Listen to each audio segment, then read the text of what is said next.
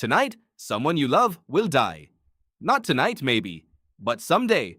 And when that happens, you will do something strange. You will gather. You will speak their name out loud. You will bury them, or burn them, or carry them somewhere sacred. You will bring flowers that will wilt by morning, and you will not know why. But the answer is far stranger than you think. For most of human history, death was not a medical event. It was not a problem to be solved or a box to be checked on a form. It was a doorway. And the people who stood on the other side of that doorway, your ancestors, built entire worlds around it.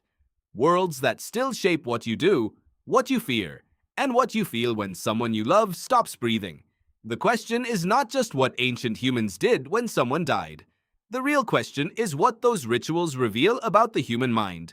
And the answer will change how you see every funeral, every grave, every ghost story you have ever heard. Let us go back, way back.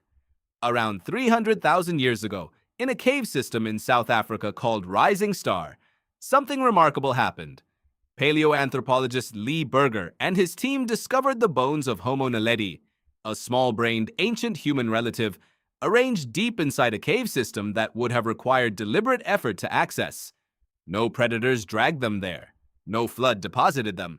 Someone carried those bodies through narrow passages in total darkness and placed them intentionally. The cave became a kind of grave, and Homo naledi's brain was roughly a third the size of yours. This is the first thing you need to understand. The impulse to do something with the dead is not a product of intelligence as we normally measure it. It is something older, something that runs deeper than language, deeper than civilization, deeper than anything we would recognize as modern thought. Your ancestors were handling the dead before they had words for it. But why? Archaeologist Paul Pettit, who has spent decades studying mortuary behavior in early humans, argues that the answer has nothing to do with religion in any organized sense. It has to do with social bonds. Your ancestors lived in tight groups. They depended on each other to survive.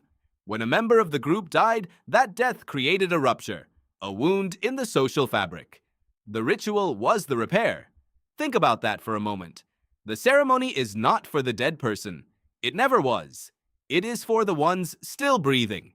Around 120,000 years ago, at a site called Kafza Cave in Israel, Homo sapiens were burying their dead with grave goods, red ochre pigment, deer antlers placed carefully over the body of a child. A child. Someone thought about that child after death. Someone chose those objects. Someone dug a hole and placed the antlers with intention.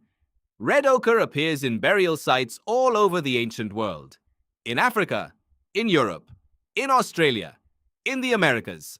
Cultures that had no contact with each other, separated by oceans and tens of thousands of years, all reached for the same blood-red pigment to mark the dead. This is not coincidence. This is biology. The color red, to a human brain, is primal. It is blood. It is life. Rubbing the dead with the color of blood may have been a way of calling life back, a physical, desperate act of hope dressed in the language of symbol. Anthropologist Francesco Derrico, who has studied pigment use in early burial sites extensively, suggests that ochre represented a kind of proto-ritual thinking, the belief that action in the physical world could affect a reality beyond it. In other words, magic, not superstition, not ignorance, an attempt to affect the world through symbolic action. Your brain still does this. Every time you knock on wood, cross your fingers, or wear a piece of jewelry that belonged to someone who loved you, you are doing exactly what the people of Kafza Cave were doing 120,000 years ago.